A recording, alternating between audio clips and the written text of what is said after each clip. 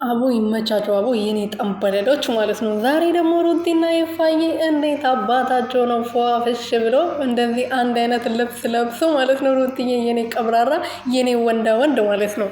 የኔ ጠንካራ እንዴት አባቷ ነው የምታምረው ማለት ነው። ትናንትና ማለት ነው ጌታን እዛ ጋ ቆሞ አሳስርሻለሁ፣ እንደዚህ አደርግልሻለሁ፣ እንደዚህ ሆንሻለሁ፣ እንደዚህ አደርግሻለሁ ብሎ ሲቀደድባት ማለት ነው። ምንም መስራት አልታያትም። ከፈለክ ማሳሰር ከፈለክ አሁን መሄድ ትችላለህ። እዚህ መምጣት አይጠበቅብህም። ምክንያቱም እሷ ላይ ማስረጃ አለኝ ብለህ የምታስብ ከሆነ እዛ መጥቼ መመለስ ያለብኝን ጥያቄ በሙሉ እመልሳለሁ።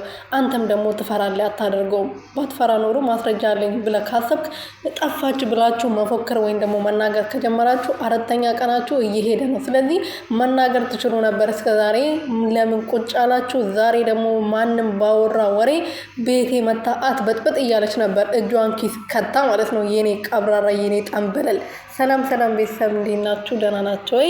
እኔ ያለው እግዚአብሔር ይመስገን። በያላችሁበት ሰላማችሁ ብዝት ትርፍርፍ ይበልልኝ። የኔ ውድና ወርቅ እንቁ የሆናችሁ ቤተሰቦቼ፣ ለዚህ ቤት አዲስ የሆናችሁ ሰብስክራይብ፣ ሼር፣ ላይክ እያደረጋችሁ ቤተሰብ እንድትሆኑ በትህትና እየጠየቁኝ፣ ሩቲና ኤፋዬ በአዲስ ነገር መጥተዋል። የኔ ቀብራሮች፣ የኔ ጠንካሮች ማለት ነው፣ የኔ ጀግኖች ማለት ነው። ትናንትና እንዴት እንዳስደሰቱኝ የምር በቃ ፏፍሽ ብሎ ሩትዬ ልብሱ ደግሞ እንዴት አባቷ ነው የሚያምረው። ወይኔ ቦርጫዋን አጥፍታ ሼቧ ምናምን በቃ እንዴት አባቷ እንደምታምር ማለት ነው።